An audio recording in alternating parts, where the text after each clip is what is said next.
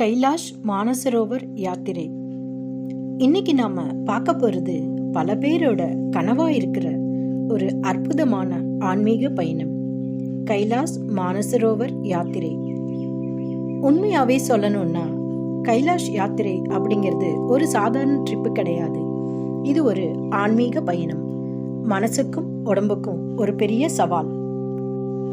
திபெத்தில் இருக்கிற கைலாஷ் மலை சிவபெருமானோட இருப்பிடமா இந்து மக்களால ரொம்பவும் புனிதமா கருதப்படுது. அந்த கைலாஷ் மலையை தரிசிக்கணும்னு பல வருடங்களா ஆசைப்படுற பக்தர்கள் இருக்காங்க. யாத்திரை ஆரம்பிச்சதும் முதல்ல நம்ம கண்ணுக்கு படுறது அந்த பிரம்மாண்டமான இமயமலை பகுதி தான். எங்க பார்த்தாலும் உயரமான மலைகள், பனிப்பாறைகள், குளிர்ந்த காற்று, இயற்கையோட அழகு நம்மள அப்படியே மெய்மறக்க வச்சிரும். அதுக்கப்புறம் வர முக்கியமான இடம் மானசரோவர் ஏரி. மானசரோவர் ஏரிய முறையா பார்க்கும்போது உண்மையிலேயே என்ன சொல்றதுன்னே தெரியாது. அவ்வளோ அழகு, அமைதியான நீல நிற ஏரி, அதை சுத்தி பனிப்படர்ந்த மலைகள், மேல தெளிவான அந்த சூழ்நிலையில நின்று பார்த்தாலே மனசுக்குள்ள ஒரு விதமான அமைதி வந்துடும். ஆனா நேயர்களே, இந்த யாத்திரை அவ்வளவு சுலபமானது கிடையாது.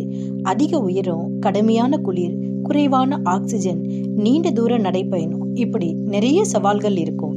சில நேரங்கள்ல நம்மால முடியுமா அப்படிங்கிற எண்ணமே வரலாம். ஆனா அப்ப பக்தர்கள் ஒரே நம்பிக்கையோட சொல்லிக்கிட்டே இருப்பாங்க, ஓம் நமச்சிவாய. அந்த ஒரு வார்த்தை மனசுக்கு ஒரு பெரிய தைரியத்தை கொடுக்குங்க.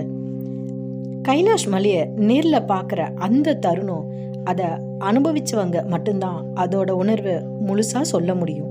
இது வெறும் மலைய பாக்குற பயணம் இல்லைங்க, நம்மளை நாமே புரிஞ்சுக்கிற பயணம், நம்முடைய நம்பிக்கைய சோதிக்கிற பயணம், இறைவனை தேடி போகிற பயணம். யாத்திரையோட ஒவ்வொரு அடியிலையும் ஒரு சவால் இருக்கும். ஆனா அந்த சவாலை கடந்து போகும்போது கிடைக்கிற மனநிறைவு அது வேற லெவல்.